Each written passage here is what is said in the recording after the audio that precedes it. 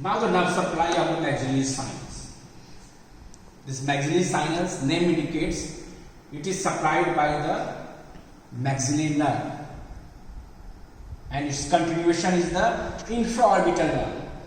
So it is the branches posterior, middle, anterior, superior alveolar nerve, first, second and the third. It is the posterior superior alveolar nerve, middle superior alveolar nerve and the anterior superior alveolar nerve.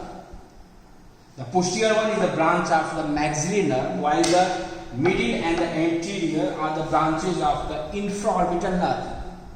Now this infraorbital nerve is the continuation of the maxillary nerve, and that is why, and these three nerves also supply the upper teeth and the upper jaw, sensory supply. So in case of the maxillary sinusitis, the pain is radiating towards the upper jaw and the teeth, because both the structures have the common nerve supply, and that is known as the referred pain. Now the drainage. This maxillary sinus drains into the middle meatus. In the middle meatus, where it drains on the posterior end of the hiatus seminarius. The posterior end of the hiatus seminarius receive the opening ostium of the maxillary sinus. Now the last, it is the sphenoidal sinus.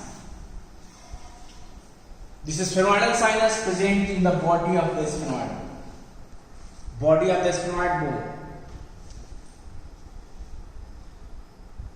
Remember the osteology class. It is the sella turcica. In the sella turcica, it is the hypophyseal fossa, and in this body, it is the sphenoidal sinus is present. Now the roof.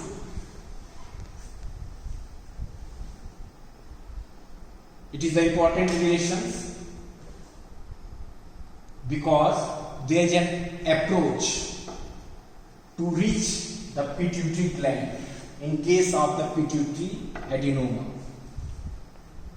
To cut the pituitary gland, part of the pituitary gland, and this approach is transnasal, transsphenoidal approach. Through the nasal cavity, roof of the nasal cavity, and then it enters the sphenoidal air sinus and then arrives the pituitary gland. This approach is the transnasal, transsphenoidal approach, and that is why its relations are important. And its important relations can be understood by the cavernous sinus. Remember the class of the cavernous sinus. The cavernous sinus, the floor of the cavernous sinus is related with the sphenoidal air sinus. So, roof of this sphenoidal sinus anteriorly related with the optic chiasm. Anteriorly, while the posteriorly it is the pituitary gland. Hypophysis cerebri is present on the roof of this sphenoidal sinus. Now the laterally, on both sides, it is related with the cavernous sinus, and the structures present into the cavernous sinus. That is the one important. It is the internal carotid artery. Means the cavernous sinus and the internal carotid artery both are related laterally to this sinus. Now the floor of this sinus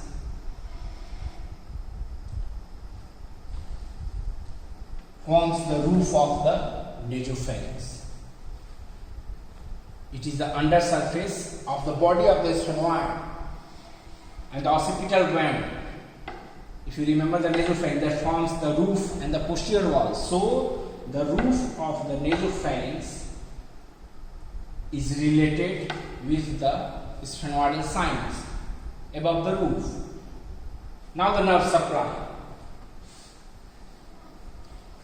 It is supplied by the posterior ethmoidal nerve. The posterior ethmoidal nerve. And a branch from the pterygopalatine ganglion. Pterygopalatine ganglion. This branch is the orbital branch. And this branch are the secretory branch. While the posterior ethmoidal, it is the sensory branch. It is the posterior ethmoidal nerve and the orbital branch of the pterygopalatine ganglion supplying the sphenoidal sinus. This sphenoidal sinus drains into sphenoethmoidal recess that is situated above and posterior to the superior concha or superior turbinate. This triangular depression is known as the sphenoethmoidal recess, and in which this sphenoidal sinus drains. Now in this diagram, this is the sagittal section, medial view. There are 4 colors. This red color, you see, this red color represents the frontal sinus. It is the position of the frontal sinus. It is situated above the orbit. And this is the opening. And this passage, it is the frontonasal duct, opens into the infundibulum. So this is the frontal sinus. Now this blue color that appears honeycomb appearance. There are small cavities separated by the septa. This is the ethmoidal air sinus.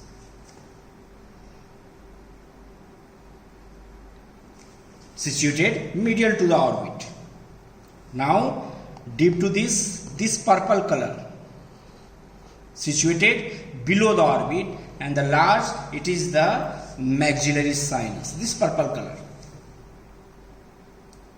And behind this yellow color, it is the sphenoidal air sinus. Now see, above the sphenoidal air sinus, this is the sella turcica, and this is the hypophyseal fossa containing the hypophysis, pituitary gland, and the internal optic nerve, internal carotid artery. So in this diagram, we see the position of the 4 sinuses. If you see, this is the septum, nasal septum. This is the cartilage, and these are the bony part, and around it, these are the nasal sinuses: frontal, ethmoidal, sphenoidal, and the maxillary sinus. Now see this diagram. This is the coronal section, and we are seeing from the behind. This is the orbit, and the orbit, it is the eyeball, and this is the optic nerve. Now on the both side, this black structure, it is the largest maxillary sinus. The orbit, medial to the orbit, these cavities, these are the cavities of the ethmoidal air sinus, present medial to the orbit on the both sides. This is the nasal septa. Nasal septa divide into the 2 parts, and this bunch are the ethmoidal air sinus, and this is the maxillary air sinus. Above the orbit, in this side, see, it is the small ear, it is the frontal sinus. Frontal sinus. Now the important structures, these are the 3, first, second, and the third. The superior, middle, and the inferior concha are turbinates. See, the superior and the middle concha are connected with the ethmoidal bone, means it is a part of the ethmoidal bone, ethmoidal labyrinth. This is the ethmoidal labyrinth. It is the crista galli projection into the anterior cranial fossa. So in this diagram, you see the superior and the middle turbinates are the parts of the ethmoidal bone, while this largest inferior concha, it is a separate bone, and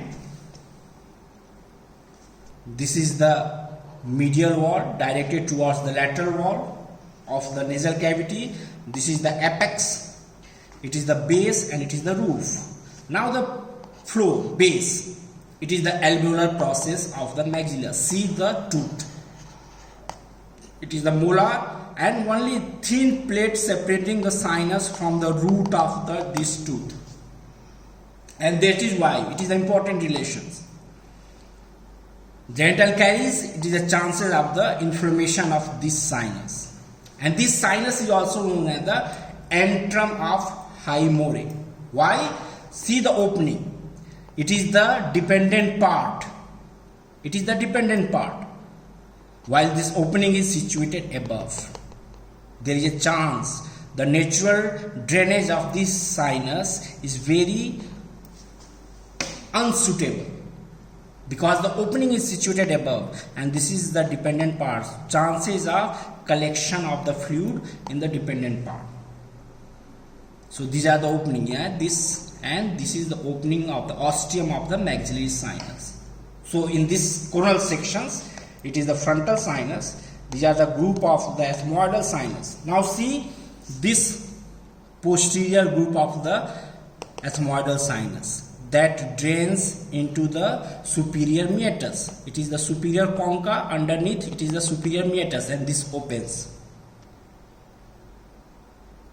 Maxillary sinus and the frontal sinus. So in this picture diagram, see the coronal section and the importance of the maxillary sinus.